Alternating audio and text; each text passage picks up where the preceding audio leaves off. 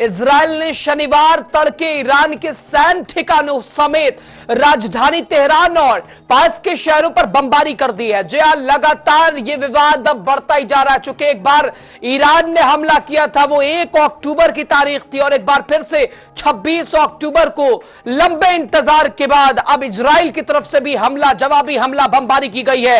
Israel की सेना की ओर से इस हमले की पुष्टि भी की गई है। वही आईडीएफ की अगर बात करें तो आईडीएफ की ओर से भी जारी बयान के अनुसार ईरान की ओर से महीनों तक लगातार किए गए हमलों के जवाब में यह एक्शन लिया गया है, और ईरान की मीडिया की ओर से भी इस हमले की जानकारी दी गई है। स्थानीय मीडिया का कहना है कि इजराइल ने तेहरान के पास कई सैन्य ठिकानों को निशाना बनाया है। आईडीएफ की ओर से जारी बयान के अनुसार ईरान की ओर से महीनों तक लगातार किए गए हमलों के जवाब में यह एक्शन लिया गया है। ईरान मीडिया की अगर बात करें तो ईरानी मीडिया की ओर से इस हमले की जानकारी दी गई है, और स्थानीय मीडिया का कहना है कि इजराइल तेहरान के पास कई सैन्य ठिकानों को निशाना बनाया गया है।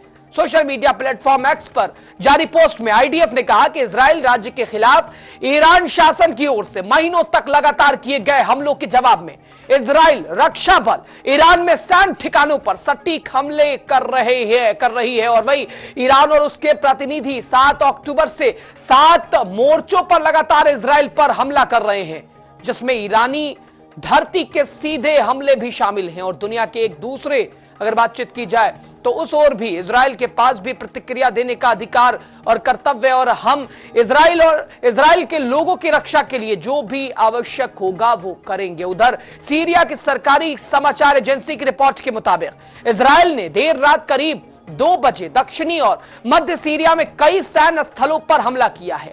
ये हमले उसी समय हुए हैं जब इजराइल ने ईरान पर हमले शुरू किए। रिपोर्ट के मुताबिक सीरिया ने कुछ इजरायली मिसाइलों को मार गिराया। अधिकार अगर बातचीत की जाए तो अधिकारियों के नुकसान का आकलन कर रहे हैं, और अधिकारी तमाम नुकसान का आकलन कर रहे हैं, और इजराइल के ओर से अमेरिका को भी इस हमले की जानकारी दी गई है। मीडिया रिपोर्ट्स के मुताबिक और उसके अनुसार अमेरिकी अधिकारी ने बताया कि वाशिंगटन इजराइल की ओर से लिए गए इस एक्शन में वाकिफ है और स्थिति पर नजर भी बनाए हुए है, और राष्ट्रपति जो बाइडेन को लगातार अपडेट दिया जा रहा है। और हिजबुल्लाह चीफ हसन नसरल्लाह की मौत और दक्षिणी लेबनान में इजराइल के ग्राउंड ऑपरेशन के बीच इस महीने की शुरुआत में ईरान ने इजराइल पर करीब 180 मिसाइलें दागी थी। वो जब हिजबुल्लाह चीफ हसन नसरल्लाह की हत्या की गई थी लेबनान में, उसके बाद से ईरान ने यह जवाबी हमला किया था, जिसमें 180 बैलिस्टिक मिसाइलें मिसाइल दागी गई थी। ईरान ये दावा किया था ईरान ने कि वो इजराइल पर हमला जारी रखेगा, और वहीं इजराइल की ओर से कहा गया था कि समय आने पर वो इसका जवाब जरूर देगा। और आज इजराइल की ओर से पलटवार किया गया है, बारूदी हमला। 1 अक्टूबर को ईरान का हमला, 26 अक्टूबर को इजराइल का पलटवार। आईडीएफ ने भी पुष्टि कर दी है इस हमले की। और अब ईरान क्या पलटवार करेगा का दूसरी तरफ अगर बातचीत की जाए तो अमेरिका कह रहा है कि अब हिसाब बराबर, ईरान ने हमला किया, इजराइल ने हमला कर दिया, अब ईरान को अब हमला नहीं करना चाहिए। लेकिन ईरान की ओर से भी एक स्पष्ट कर दिया गया है कि इस हमले का जवाब दिया जाएगा। और आज भारत की आवाज में हम इसी विषय पर चर्चा कर रहे हैं। विशेष पैनल हर रोज की तरह हमारे साथ मौजूद होगा और हम बातचीत करेंगे। लंबी चुप्पी के बाद कहा जा रहा है इजराइल का ईरान पर यह पलटवार है। 26 दिन के बाद ईरान का यह बदला है, और लगातार मिडिल ईस्ट की भी बात बार बार कही जा रही थी। और अब इस युद्ध में अगला कदम क्या, Israel versus Iran. Military power की बात करें, टैंक किसके पास क्या, जरा यह भी देखिए। डिफेंस बजट 2 लाख करोड़ का नेतन्याहू के पास, 83,000 करोड़ का अयतुल्लाह खामेनी के पास। सैनिक की बात करें 6,70,000 नेतन्याहू के पास, इजराइल के पास। एयरक्राफ्ट 551 ईरान के पास, 612 इजराइल के पास। टैंक की बात करें 1370 इजराइल के पास। और ईरान भी बिल्कुल मुकाबला करता हुआ नजर आ रहा है, आंख से आंख मिलाते हुए नजर आ रहा है। और अयतुल्लाह खामेनी सुप्रीम लीडर लगातार वो ललकारते हुए नजर आ रहे हैं। और एक बार फिर से अमेरिका तो कोशिश कर रहा है कि अब ईरान की ओर से हमला नहीं किया जाए, अब बात बराबर की हो गई है। ईरान ने हमला किया, जवाबी हमला अब इजराइल ने भी कर दिया। अब ईरान को हमला नहीं करना चाहिए, लेकिन अब क्या, अब आगे क्या, इन्हीं तमाम विषयों पर आज बातचीत करेंगे। नेतन्याहू का प्रण, ईरान का रन, और बहरहाल ईरान की ओर से यह भी साफ किया जा रहा है और बता दिया गया है कि तेहरान में ऑल इज वेल, ऐसा कोई बहुत ज्यादा नुकसान नहीं पहुंचा है। और आज भारत की आवाज में हम इसी पर चर्चा कर रहे हैं। इजराइल का ईरान पर हमला, एक साथ 100 विमानों से हमला किया गया है और F-35 फाइटर जेट ने बरसाए हैं बम और सैन्य ठिकानों पर यह हमला किया गया है। हालांकि ईरान की ओर से यह स्पष्ट कर दिया गया है कि इसका बहुत ज्यादा असर नहीं हुआ है, इंपैक्ट नहीं पड़ा है, और तेहरान में ऑल इज वेल की भी बात है। लेकिन असर एक महीने में यह भी देखा गया है कि फ्लाइटों को भी रद्द कर दिया गया है और ईरान में किसी भी प्रकार की पोस्ट शेयर वगैरह करने पर भी फिलहाल पाबंदी लगा दी गई है। इजराइल का ईरान पर अटैक एक तरह से इसे लंबे समय के बाद बदला बताया जा रहा है। 26 दिन के इंतजार के बाद इजराइल का ये बदला है और आज इसी पर हम चर्चा कर रहे हैं। विशेष पैनल हर रोज की तरह हमारे साथ मौजूद होगा, बातचीत करेंगे हम कि क्या इशारा करता है, अब ये युद्ध किस ओर जाता हुआ नजर आता है। ईरान पर धुआंधार अटैक, 100 फाइटर जेट से हमले से क्या, चूंकि लगातार आईडीएफ की ओर से भी और इजराइल की ओर से भी बताया गया कि हमले से तेहरान दहला है, लेकिन ईरान की ओर से भी साफ कह दिया गया कि तेहरान में ऑल इज वेल। ईरान करेगा क्या पलटवार, सबसे बड़ा सवाल। अगला स्टेप ईरान का क्या हो सकता है, यह दूसरा सबसे बड़ा सवाल। और अब मिडिल ईस्ट किस ओर इशारा करता है, क्योंकि बैक टू बैक जिस तरह से तनाव बढ़ा हिजबुल्लाह चीफ हसन नसरल्लाह के बाद, उसके बाद से अब दूसरी ओर इशारा कर रहा है।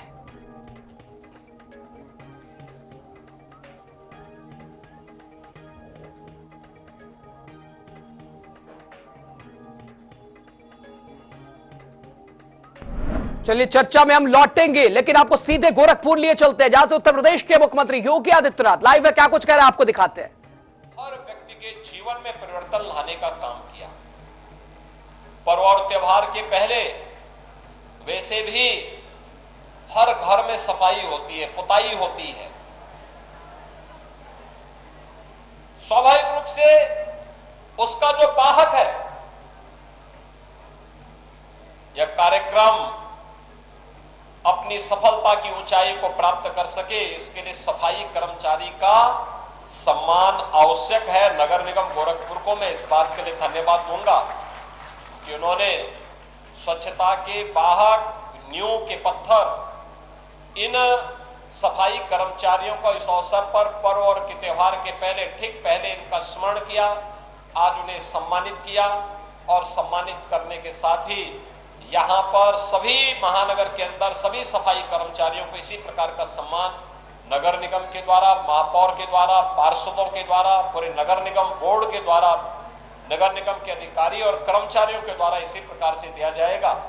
इस विश्वास के साथ कि जो कार्य गोरखपुर नगर निगम कर रहा है, यही कार्य अन्य नगर निकाय भी करें, प्रदेश भर के नगर निकाय करें, जिससे पूरे प्रदेश को स्वच्छ और सुंदर बनाने में हमें मदद मिल सके।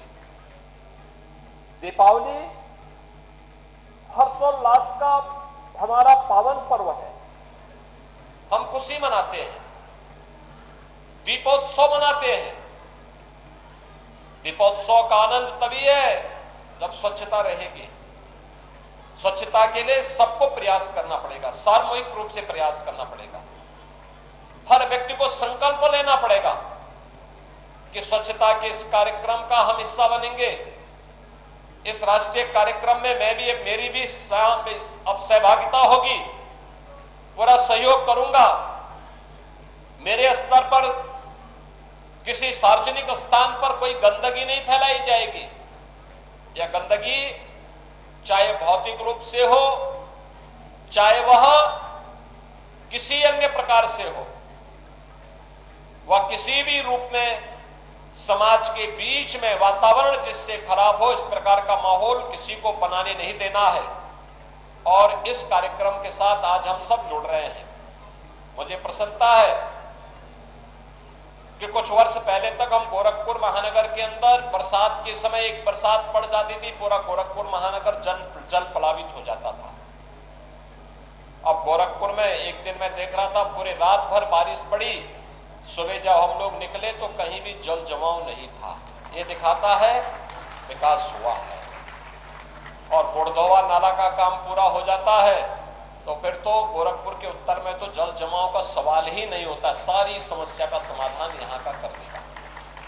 ये 4 लेन की सड़क बन रही है, साथ साथ नाला बनेगा, फिर जल जमाव की राप्ती नगर की समस्या का भी समाधान होगा, गुड़दौवा नाले का काम भी पूरा होगा, सुंदरीकरण का कार्य होगा, ट्रैफिक की समस्या का भी समाधान होगा और साथ साथ जल जमाव की समस्या का समाधान हमेशा के लिए गोरखपुर महानगर वासियों को मिलेगा। और जो गोरखपुर के बारे में पहले कहा जाता था गोरखपुर एक टापू है, वह टापू नहीं रहेगा, बल्कि गोरखपुर आज नए भारत का नया उत्तर प्रदेश है, तो नए उत्तर प्रदेश का नया गोरखपुर भी विकास के लिए, स्वच्छता के लिए, सुंदरता के लिए जाना जाएगा। जीवन के हर क्षेत्र में प्रगति ये मनुष्य की नियति होनी चाहिए और निरंतर उसके लिए प्रयास, एक सार्थक प्रयास हम सबके स्तर पर होना चाहिए। दीपावली का पर्व भी इसी बात के लिए प्रेरणा देता है और मैं इस अवसर पर आप सबसे कहूंगा, जैसे नगर निगम ने इस अवसर पर सफाई कर्मचारियों को सम्मान दिया है, ऐसे ही मैं गोरखपुर महानगर वासियों से कहूंगा, खुशी अकेले नहीं, अपने अकेले घर में बंद कमरे में नहीं मनाई जाती है। खुशी मनाने के लिए हमें समाज के अंतिम पायदान पर बैठे हुए व्यक्ति को अपने साथ जोड़ना पड़ेगा। एक एक गरीब को, एक एक मोहल्ले में इस वंचित को, जिस व्यक्ति तक अभी खुशी नहीं पहुंच पाई है, उस तक अपनी खुशी पहुंचाने के लिए हर घर तक हम भी अपने घर में जिन बातों को, जिन कार्यों को, जिन खुशियों को मना रहे हैं, उनको उस गरीब के घर में भी कम से कम 1 या 2 परिवारों को गोद लेकर के उन लोगों को भी उस खुशी के साथ जोड़ने का काम गोरखपुर महानगर का हर व्यक्ति करेगा तो हर घर में दीपावली की खुशी मनाती हुई दिखाई देगी और आपकी दीपावली कई गुना बढ़ जाएगी, कई गुना बढ़ जाएगी। इसका उत्साह कई गुना बढ़ जाएगा। पर्व और त्योहार के पीछे भी इसी सामूहिकता का भाव है। एकांकीपन नहीं है, अकेले में नहीं कि रवि किशन अपने घर में अकेले दीपावली मना रहा है। दीपावली का मतलब, चलिए, बड़ा हमला, एक तरफ ईरान का हमला 1 अक्टूबर को और आज शनिवार सुबह तड़के इजराइल की तरफ से हमला, तो अब ये क्या इशारा करता है मिडिल ईस्ट में, ये किस ओर बयान करता है, इसी विषय पर आज चर्चा कर रहे हैं। पैनल का परिचय हर रोज की तरह हमारे साथ ललित अंबरदार जी, भू राजनीतिक विश्लेषक के तौर पर जुड़े, बहुत स्वागत ललित जी आपका। इसके अलावा हमारे साथ एस सुधाकरन सर हमारे साथ जुड़े हैं, रिटायर विंग कमांडर, सर आपका भी बहुत स्वागत। और निपुण आलम बयां सर हमारे साथ, विदेश मामलों के जानकार। इसके अलावा हमारे साथ colonel Santpal Raghav sir, retired defence expert हमारे साथ। तमाम खास मेहमानों का बहुत स्वागत, बहुत धन्यवाद।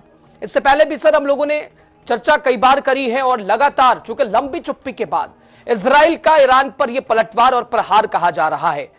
सबसे पहले मैं चाहता हूं सुधाकरन सर आप ही के पास आऊं, कैसे देखा जाए इसको? 26 दिनों के बाद इजराइल का यह बदला, ईरान के कई सैन्य ठिकानों को निशाना बनाया गया, कितना असरदार रहा यह हमला? इसी पर पहले शुरुआत कर, फिर आगे बात करेंगे। S Sudhakaran sir. देखिए, ये ऐसा तो नहीं था कि उम्मीद नहीं की जा रही थी, ये यही सोच रहे थे कि ये कब होगा तो कब होगा। हाल ही में पिछले हफ्ते अमेरिकन पेंटागन से लीक्स हुआ था कि इजराइल कहां हमले कर सकता है और क्या क्या वेपन्स यूज कर सकता है। तो और इजराइल से जो खबर आ रही है वो यही कह रहे हैं कि 2-3 दिन पहले ये हमला हो सकता था, क्योंकि जो वेदर ठीक नहीं था, इसलिए उनको वेट करना पड़ा। क्योंकि ये जो इन्होंने जो air to ground missiles use किए हैं वो ऑप्टिकल टेक्नोलॉजी से एनेबल्ड हैं, क्योंकि इनको जो रिकनेसेंस करना पड़ता है आफ्टर एन अटैक, उसके लिए क्लियर वेदर की जरूरत पड़ता है। तो फिर इन्होंने अपने हमले को थोड़ा डिले किया है और ये होने वाला था। और मैं समझता हूं कि इजराइल ने बड़ी समझ बूझ के साथ काम किया है। उन्होंने ऐसे कोई जगह पे हमला नहीं किया जो ईरान को ज्यादा प्रोवोक कर ले और मैं ये भी मानता हूं कि सिविलियन डैमेजेस हुए नहीं हैं। और ईरान ने अभी तक यही कहा है कि सिर्फ 2 उनके जो डिफेंस पर्सनल हैं वही मारे गए हैं, तो ये ज्यादा एस्केलेट नहीं करेगा, क्योंकि इजराइल ने अपना जो राइट टू डिफेंस है उसको एक्सरसाइज किया है। क्योंकि देखिए, बिना हमले के इजराइल अगर रहता तो फिर उनको ज्यादा एनकरेजमेंट मिलता कि ये बार बार ये काम कर सकते हैं। सुधाकरन सर, ये ट्रायल के तौर पर इसे देखा जाए या अब हो गया इजराइल की तरफ से, या अब आगे ईरान के रिएक्शन पर इजराइल रिएक्ट करेगा, या फिर अब चूंकि अमेरिका ने भी कोशिश करी है कि बस अब अदला बदला हो गया, अब ईरान की ओर से हमले की जरूरत नहीं है, तो अब ईरान के रिएक्शन पर ही रिएक्ट निर्भर करता है इजराइल का? देखिए, ईरान के पास इतनी काबिलियत नहीं है कि वो इजराइल को मार सके। ओके। ईरान ने, आपको याद होगा कि लगभग 200 के करीब मिसाइल्स दागे थे इजराइल पे, लेकिन इजराइल का वो बाल भी बाका नहीं कर पाया। अभी इजराइल के 100 जहाज जो F-35, F-15, F-16 जैसे जहाज हैं, जिन्होंने 1500 किलोमीटर लगभग दूरी तय की है, और वो बिल्कुल घर के दरवाजे तक आके फिर उन्होंने अपना मिसाइल्स दागे हैं। तो ईरान की जो एयर डिफेंस है वो इतनी सक्षम नहीं है। और दूसरी बात यह है कि इजराइल को बहुत कम एरिया को डिफेंड करना है, वेरस ईरान जो देखा जाए तो फिर काफी बड़ा मुल्क है, तो इजराइल को, ईरान को हमला करना बहुत आसान है, और उनके पास जो हथियार है वो काफी आधुनिक है। तो इन सब को मद्देनजर रखते हुए मैं नहीं मानता कि ईरान के पास इतनी क्षमता है। देखिए, गुस्सा जरूर है, इन मुल्लों के पास गुस्से की कोई कमी नहीं होती, लेकिन गुस्से से आप जंग नहीं जीत सकते। आप काबिलियत पे जंग जीत सकते हो, या फिर आपके पास इतने रिसोर्सेस होने चाहिए। निपुण आलम बयासर, लंबी चुप्पी के बाद इजराइल का ईरान पर प्रहार, हालांकि ईरान की तरफ से भी ये बताया गया कि असरदार नहीं रहा और तेहरान में ऑल इज वेल, क्या इसकी सच्चाई, क्या गहनता? निपुण साहब, अगर हम इस अटैक को देखते हैं, जो ये अटैक इजराइल की ओर से हुआ है, और बड़ा ही सीरियस अटैक ये था, जैसे अभी मेरे पूर्ववर्ती बता रहे थे, बिल्कुल सही बात वो बोल रहे थे कि जो ये अटैक था कि बहुत हैवी और एक मासिव अटैक से, जिसका हम उम्मीद कर रहे थे कि शायद इजराइल की ओर से वैसा हो, लेकिन वैसा नहीं हुआ। बल्कि मैं कहूंगा कि जो एक स्टेट एक्टर के साथ में व्यवहार होता है, एक स्टेट एक्टर का, एक उसी तरह का व्यवहार जो था दोनों देशों के द्वारा किया गया। अब देखिए, जैसा आपने अटैक किया, इजराइल ने अटैक किया, अटैक करने के बाद कहा कि हमारा अटैक जो था वो कंप्लीट हुआ, और हमारे ऊपर जो हमला हुआ था उसका रिएक्ट करना ये हमारा अधिकार था। इसके बाद इजराइल ने जो उनका ऑपरेशन था, वो 140 एयरक्राफ्ट उनके थे जो उन्होंने भेजे थे, उन्होंने कहा कि वो वापस आ चुके हैं। अब यहाँ पे आप बात जो कर रहे हैं कि ईरान की ओर से रिटेलिएट होगा या नहीं होगा, देखिए, अगर ये अटैक बहुत मासिव अटैक होता है, मासिव अटैक के अलावा या तो उसके जो ऑयल स्टोरेज है, या उसका जो एटॉमिक प्रोग्राम है, या सिविलियन कैजुअलिटीज होती ज्यादा, तो मुझे लगता है कि ईरान के ऊपर एक प्रेशर बनता है, एक दबाव बनता है कि हाँ, मुझे रिटेलिएट करना है। मुझे लगता है कि दोनों ही देशों ने बहुत समझदारी, बल्कि मुझे तो ऐसा लग रहा है, जो फील हो रहा है, अगर मैं सारे घटनाक्रम को आपस में लिंक करूं, तो ये बिल्कुल एकदम कैलकुलेटेड था और पहले से ईरान को इन्फॉर्म कर दिया गया था। आप देखें, ब्रिक्स समिट के बाद से जिस प्रकार से ईरान के स्टेटमेंट आ रहे थे कि we are ready for the war, हम अपना बजट क्या कर रहे हैं, इंक्रीज कर रहे हैं, हमने 1000 मिसाइल तैयार कर लिए हैं, तो मैं उम्मीद में चल रहा था कि 1-2 दिन के अंदर अटैक होने वाला है। और इजराइल ने बड़ी सावधानी पूर्वक, क्योंकि मैं ये मान रहा हूँ कि अगर ईरान के ऊपर बहुत मासिव अटैक होते तो ये मैसिव अटैक क्या करते, हो सकता था कि इस वॉर को रीजनल वॉर या फिर आपका ग्लोबल वॉर, जिसको हम वर्ल्ड वॉर की बात कर रहे हैं, उधर भी क्या कर सकते थे, चेंज कर सकते थे।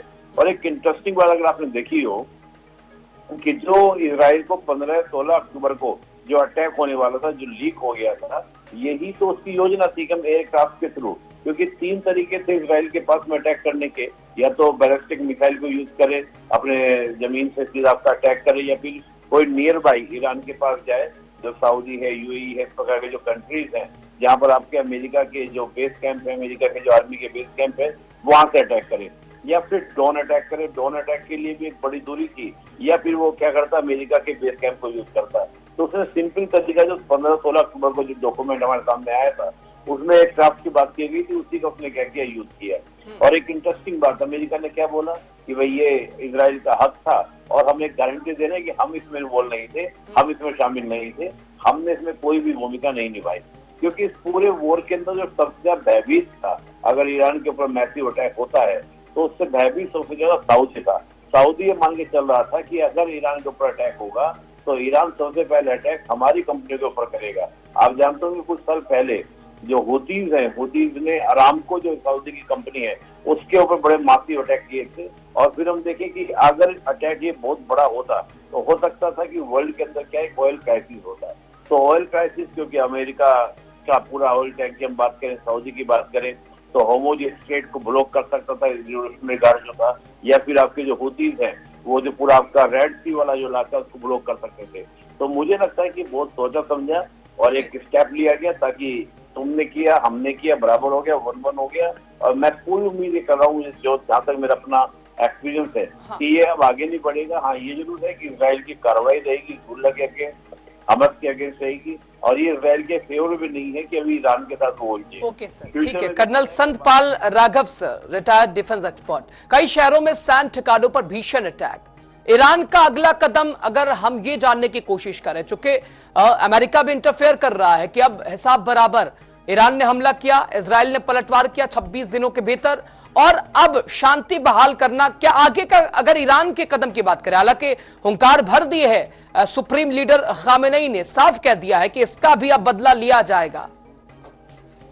जी देखिए, आपके प्रश्न से पहले मैं इसकी बैकग्राउंड के बारे में बताना चाहता हूं, इस ऑपरेशन के बारे में। जी, नंबर एक, ये ऑपरेशन जो बड़ा प्लान, कैलिब्रेटेड और बड़ा इंपॉर्टेंट टारगेट्स जो है, जो कि मिलिट्री टारगेट्स हैं, उनके ऊपर किया गया था।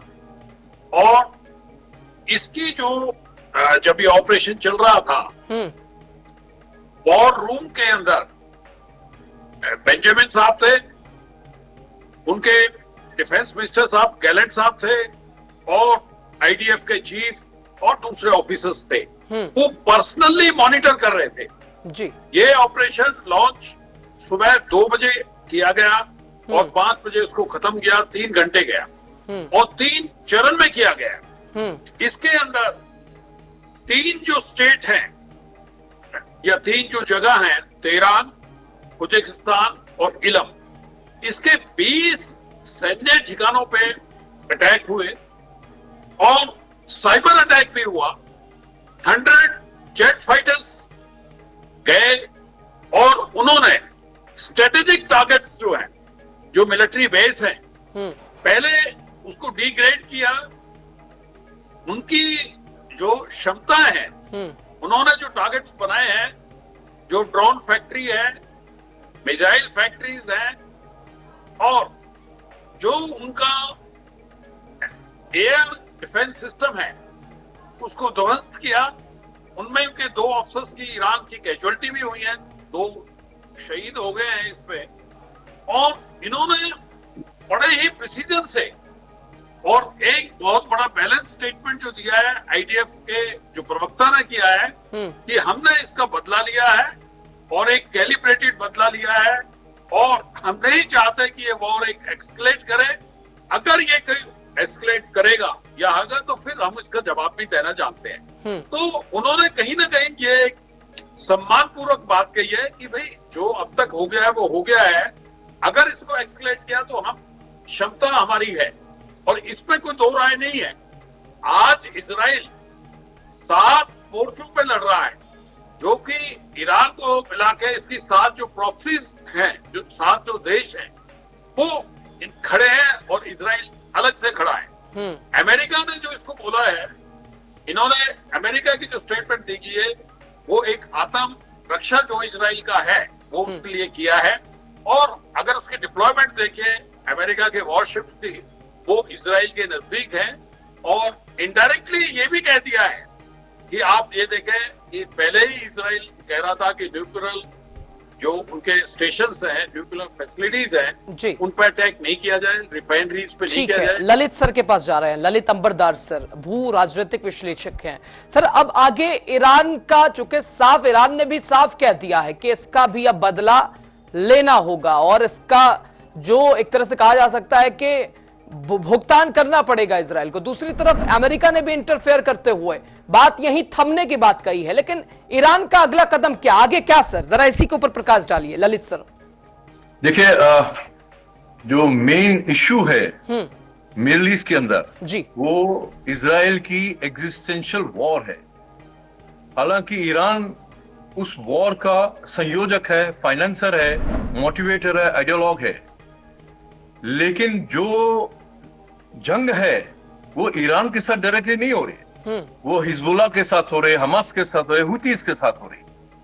तो एट दिस स्टेज, जैसे यूक्रेन में जो जंग हो रही है वो यूक्रेन और रशिया की जंग नहीं हो रही है, वो नेटो और रशिया की जंग हो रही है। यूक्रेन बीच में एक मीडियम बन गया है। वो बेवकूफ प्रेसिडेंट अपने मुल्क को बर्बाद कर रहा है क्योंकि अमेरिका के एजेंडा का चला रहा है। लेकिन ईरान समझदार है और एक जैसे अभी बताया गया, एक वो समझदारी से टारगेटेड कैलिब्रेटेड अटैक किया है। जब ईरान ने किया था तब भी उन्होंने किसी सिविलियन इंस्टॉलेशन पे अटैक नहीं किया था, मिलिट्री इंस्टॉलेशन पे किया था, उन्होंने भी यही किया। और दूसरी बात बहुत अहम है, इट इज वेरी इजी, आप जाके 100 जहाज लेके अंधाधुंध कारपेट बॉम्बिंग कर दो, खत्म कर दो। लेकिन मैंने समझता हूँ आज की तारीख में ईरान के अगेंस्ट, ईरान के जो नेतृत्व है उसके अगेंस्ट सारी दुनिया है। इवन अरब कंट्रीज उसके अगेंस्ट है। जैसे जो दुनिया की सबसे लंबी जंग चलने वाली है सुन्नी और शिया, वो जंग वहां पे कायम है क्योंकि उन्होंने सब लोगों ने स्टेटमेंट दिए, वो औपचारिक स्टेटमेंट्स है। अदरवाइज ईरान को कोई भी मुस्लिम कंट्री पसंद नहीं करता। और ये भी आपके दर्शकों को बताना चाहता हूँ, दुनिया में एक ही जगह है जहां पे सुन्नीज और शियाज इकट्ठे एक दुश्मन के साथ लड़ रहे हैं, वो गाजा है, जहां पे हमास जो सुन्नी है और ईरान का समर्थन कर रहा है। तो ये चूंकि एक कॉमन एनिमी है, यहूदी है और इजराइल है, इसलिए ईरान के अंदर वेरी इंपॉर्टेंट इश्यू है। ईरान के लोग जो है आज की तारीख में सारी दुनिया, अमेरिका वह सब लोग चाहते हैं कि ईरान के अंदर एक गवर्नमेंट, उनकी तब्दीली हो, सरकार बदल जाए, वो वहां पे रिजीम चेंज हो। और मैं समझता हूं अगर आप रिजीम चेंज का आपके पास टारगेट है तो आप पब्लिक को परेशान नहीं करेंगे, क्योंकि पब्लिक वैसे ही परेशान है। वहां से जो रिपोर्ट्स आते हैं, जो थोड़ी बहुत रिपोर्ट पर्कुलेट करके बात आती है, ईरान के लोग जो है वो अपने जो ईरानी आयतुल्लाह का जो रिजीम है उसके अगेंस्ट है। आयतुल्लाह आपका भी दोस्त नहीं है।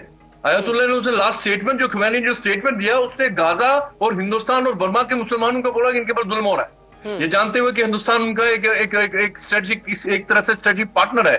तो पता नहीं क्यों हमने भी डिप्लोमेटिकली उनको जवाब दिया है, क्योंकि शायद वो जो एक मुल्ला जो कर सकता है, उन्होंने उस नजरिए से बोला, ये भूलते हुए कि हिंदुस्तान उनका एक ही वेस्ट, एक डेमोक्रेटिक वर्ल्ड में एक ही दोस्त है उनके पास, स्ट्रेटेजिक पार्टनर जो इंडिया है। तो ईरान की जनता के अगेंस्ट इजराइल को भी परेशानी नहीं है, और ईरान की जनता के अगेंस्ट दुनिया को, अमेरिका को कोई प्रॉब्लम नहीं है। तो वहां एक टारगेट है जो वेस्ट का है, वो रिजीम चेंज है। रिजीम चेंज जिस दिन होगा, संभावना होगी कि होने वाला, उस दिन मैं समझता हूं अमेरिका भी इन्वॉल्वमेंट होगा, वो भी होंगे। लेकिन न्यूक्लियर इंस्टॉलेशन के ऊपर और ऑयल इंस्टॉलेशन के ऊपर ये इंटरनेशनल अंडरस्टैंडिंग है।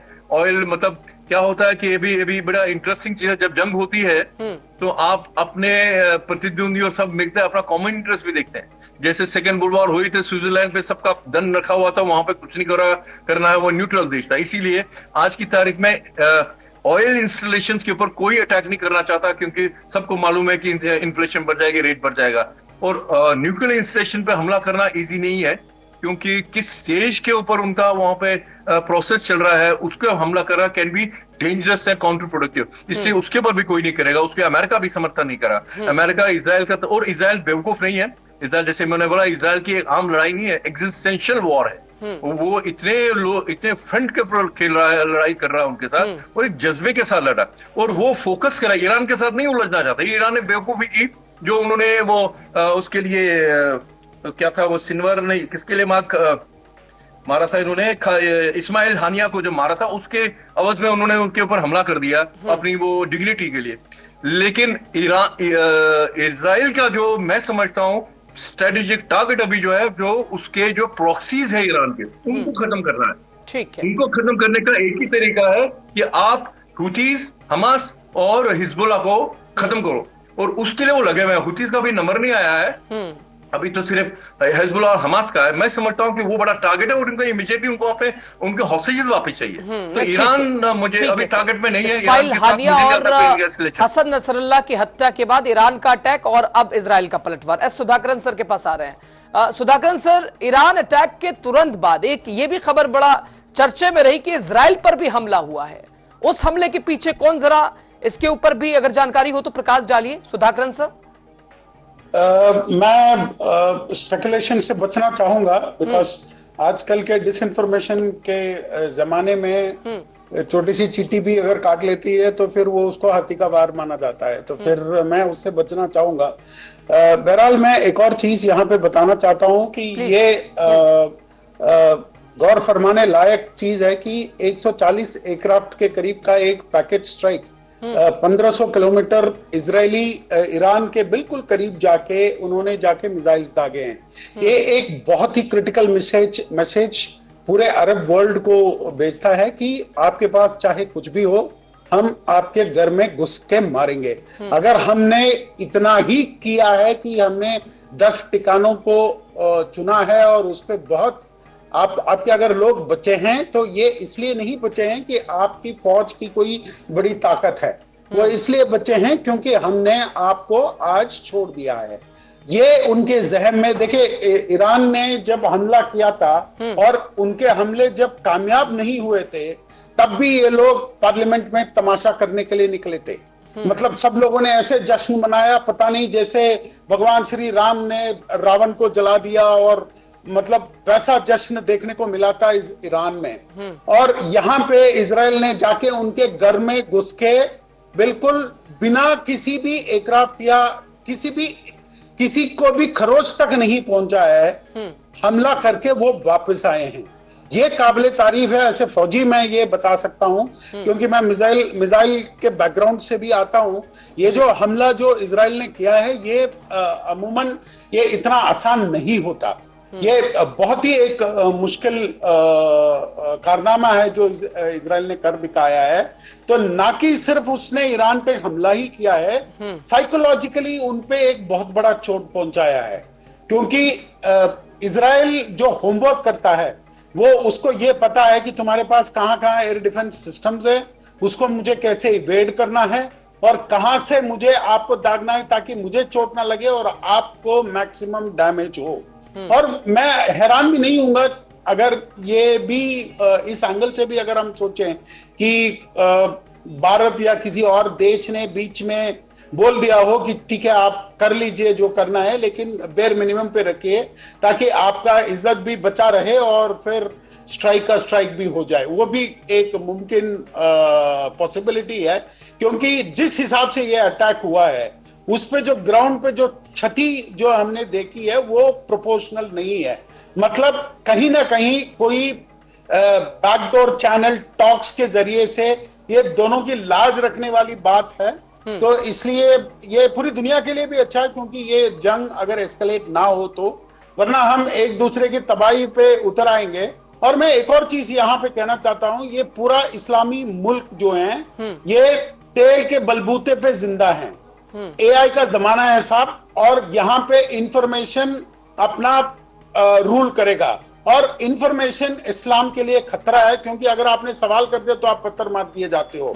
और एआई के जमाने में अगर आप इंफॉर्मेशन से महरूम रहते हो तो आप टेक्नोलॉजी से महरूम रहोगे। और तेल का पैसा जैसे ही खत्म होगा तो ये सारे मुल्क जहां पे ये लोग पलते हैं, ये आतंकवादी जहां से फिनांस होते हैं, इन सब के लिए आने वाले दशक में खतरे की दशक है। तो ये इस बात को जितनी जल्दी समझ जाएं उनके लिए अच्छा है, वरना ये जिहाद कर करके ये अपने आप को ही मारने वाले हैं। निपुण सर और कोई इससे मरने वाला नहीं है। नेतन्याहू का प्रण, ईरान का रन।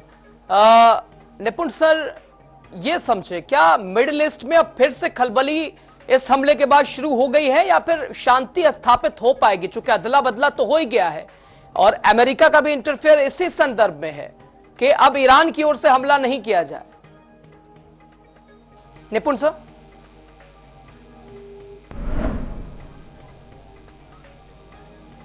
ठीक है, आपकी आवाज सर नहीं आ रही। कर्नल संतपल राघव सर के पास जा रहे हैं। राघव सर आपके पास आ रहे हैं, आपसे भी यही सवाल जरा समझते हैं। चूंकि ऑयल रिफाइनरी को निशाना नहीं बनाया गया है और एक तरह से नेतन्याहू की ओर से भी लगातार नजर भी, जैसा कि इससे पहले भी आपने कहा कि नजरें लगातार वॉर रूम से एयर स्ट्राइक पर रखी गई हैं, नेतन्याहू भी खुद मौजूद थे, तो इसको क्या समझा जाए? क्या ये हमला एक हम कह सकते हैं ट्रेलर के तौर पर था, अभी और भी बड़ा इजराइल का प्लान है, या फिर अब उसका बदला 1 अक्टूबर वाले का हो गया इस हमले के जरिए? राघव सर देखिए, आज इजराइल ने पूरे विश्व को यह बता दिया है कि 2000 किलोमीटर से भी वो जो है अटैक करेंगे और बड़ा इफेक्टिव, लीथल और जो भी चुने गए टारगेट्स हैं, जो वॉर एथिक्स है, उन पे काम करेंगे। नंबर 1, ये भी लोगों को दर्शा दिया है अगर कुछ किया उनके खिलाफ में तो वो आज कैपेबिलिटीज रखते हैं कि आपके जो रिफाइनरीज हैं, न्यूक्लियर साइट्स हैं, इनको भी बर्बाद कर देंगे। ये एक बड़ा कैलिब्रेटेड अटैक था और इसमें जो बैलेंस है, जो अमेरिकन का है, जो पहले भी ये कहा है कि बड़ा कैलिब्रेटेड अटैक होना चाहिए। और अमेरिका में नंबर 1 इलेक्शन भी है। आप जो देख रहे हैं कि 5 नवंबर को जो इलेक्शन है जी। अगर आज इजराइल के पास कैपेबिलिटीज हैं उन टारगेट्स को ध्वस्त करने की, तो एक बहुत ही बड़ा मानव जाति के लिए अगर न्यूक्लियर अटैक करते हैं तो ये बहुत ही बड़ा नुकसान है, नंबर 1। नंबर 2, रिफाइनरीज को भी करते हैं, इससे भी वर्ल्ड पे, ग्लोबल पे, बिकॉज आज पूरा विश्व एक परिवार की तरह बड़ा इफेक्ट होता है। तो इन चीजों को मद्देनजर रखते हुए उन्होंने जो ये किया है, मिलिट्री इंस्टॉलेशन पे किया है और ये बता दिया है अगर उनके साथ में रिटेलिएशन होगा तो आज वो सक्षम है इन चीजों को भी डिस्ट्रॉय कर सकते हैं। जी ठीक है, ठीक है सर, ठीक है। निपुण सर के पास आ रहे हैं। निपुण सर, आपका रुख करेंगे, जरा इसके ऊपर भी प्रकाश डालिएगा, चूंकि इस हमले के बाद से ईरान ने भी स्पष्ट कर दिया कि तेहरान में सब कुछ ठीक है। और इजराइल की ओर से अगर बात करें तो क्या ये ट्रायल के तौर पर भी था? क्या इजराइल का और भी इजराइल की ओर से तैयारी है क्या हमले की, या अब ईरान के ही रिएक्शन पर रिएक्ट की बात होगी? निपुण सर,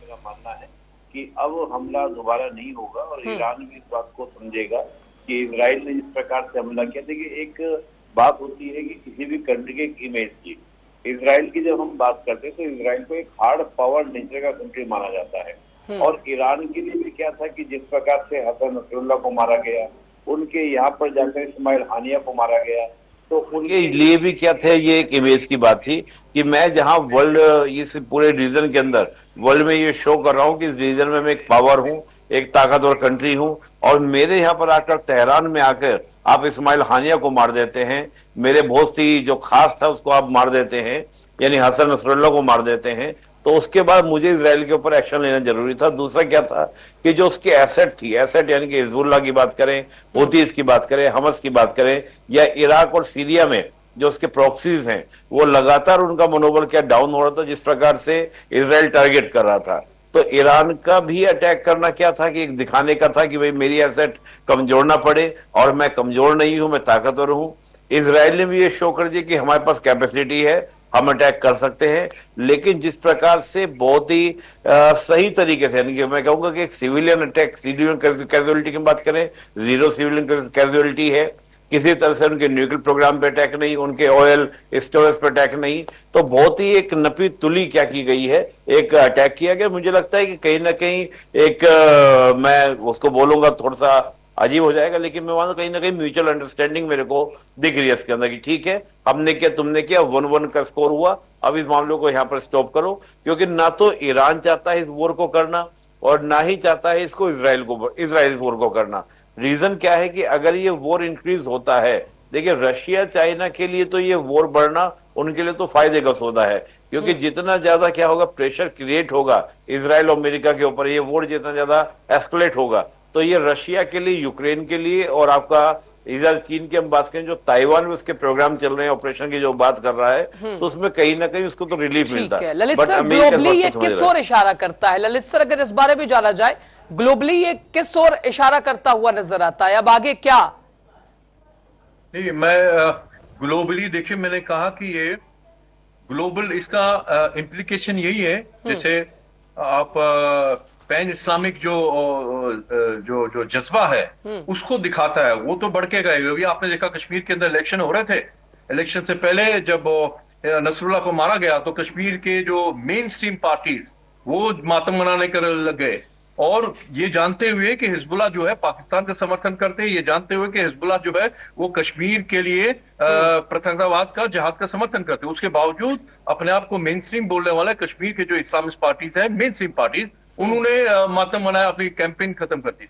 उसी साथ में हिंदुस्तान के कई सारे इलाकों में शिया तो कर ही रहे थे, सुन्नी लोग निकल आए उनके समर्थन में, क्योंकि एक इस्लामिक जज्बा इन्वॉल्व है, वो इम्पैक्ट है। लेकिन वो वाला इम्पैक्ट मिडिल ईस्ट में नहीं है।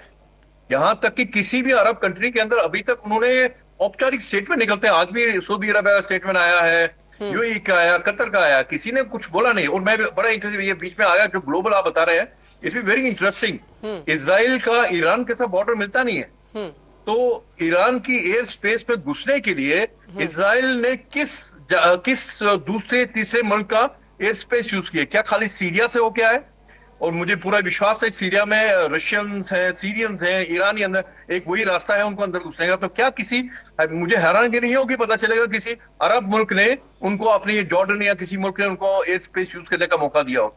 तो ये ग्लोबल इम्पैक्ट मुझे नहीं लगता कि इजराइल के लिए है, इजराइल के एग्जिस्टेंशियल वॉर है, और वो मैं समझता हूं कि जिहाद और जिहादियों के अगेंस्ट वॉर है। अगर वो जीतते हैं इसको, हमास को खत्म करते हैं, किसी हद तक हिजबुल्लाह को खत्म करते हैं, हुतीज को खत्म करते हैं, मैं समझता हूं इसका इम्पैक्ट जो है दुनिया में ग्लोबल जो जिहाद की इंडिया में उनका मनोबल टूटने का वो एक बड़ा प्रभाव हो सकता है। अदरवाइज मैं नहीं समझता हूँ कि एक तो कभी ये बहुत बड़ा हमारा टेलीविजन के बोला था थर्ड वर्ल्ड वॉर होगी, थर्ड वर्ल्ड वॉर तो तब नहीं हुआ। मैं तो कह रहा हूँ उक्रेना में जो हो रहा है वो actually it is like a third world war, NATO versus Russia की जंग चल रही है। सुधाकरन सर, लगातार इजराइल बनाम ईरान और महासंग्राम, कौन कितना तैयार, कौन कितना मजबूत, इसके ऊपर भी जल्दी से एक प्रकाश डाल दीजिए सुधाकरन सर। देखिए, इसमें तो कोई सवाल है ही नहीं। अगर पूरे इस्लामी मुल्क अगर आप देखेंगे, उनकी न्यूक्लियर वेपन्स भी बोरोड वेपन्स हैं, उनके खुद के इंजीनियर्ड वेपन्स हैं नहीं। उनकी जो टेक्नोलॉजी, जो कैपेबिलिटी है, वो वेस्ट के सामने या इवन कही जाए तो चाइना या भारत के सामने भी कहीं टिकता नहीं है। तो फिर तैयारी का तो हम बात ना ही करें तो बेहतर है, क्योंकि वो वक्त की बर्बादी है। क्योंकि वो एक ऐसा कौम है जो नॉलेज के खिलाफ है। किताब कहीं देख ली तो उसको जला दी, एक किताब को छोड़ के पूरी दुनिया के सारे किताब जला दो। तो अगर आप ऐसे रवैया पालोगे तो आप तरक्की कहां से करोगे, तैयारी कहां से करोगे, खड़े कैसे हो पाओगे? तो वो अपने ही पैर में कुल्हाड़ी मारने वाली एक कौम है। जितनी जल्दी ये समझ जाए ये उनके लिए बेहतर है। बाकी देखते हैं कि अब आने वाला कल इनको क्या सिखाता है और ये कैसे उभरते हैं उसमें से। कर्नल राघव सर से एक लास्ट पॉइंट ले लेते हैं। राघव सर, क्या शांति बहाल होती हुई दिखाती है या फिर ये वर्ल्ड थर्ड वॉर वर्ल्ड की तरफ इशारा करता है? जल्दी से सर, राघव सर जल्दी से। जी देखिए, आज जो विश्व है ये आज ग्लोबल एक दूसरे पे इंटरडिपेंडेंस है, और एफर्ट्स जो है ये होते हैं शांति के। बिकॉज चलिए सर, समय इजाजत नहीं देता, बड़ी माफी के साथ आप सभी का बहुत धन्यवाद। ललित सर, आप भू राजनीतिक विश्लेषक के तौर पर हमारे साथ जुड़े, इसके साथ एस सुधाकरन सर हमारे साथ रिटायर्ड विंग कमांडर के तौर पर जुड़े, और निपुण आलम बयां सर विदेश मामलों के जानकार के तौर पर हमारे साथ जुड़े, और colonel Santpal Raghav sir retired defence expert के तौर पर हमारे साथ इस खास कार्यक्रम में जुड़े। आप तमाम खास मेहमानों का बहुत धन्यवाद। भारत की आवाज में फिलहाल इतना ही। देखते रहिए TV 100, लगातार खबरें जारी है। नमस्कार।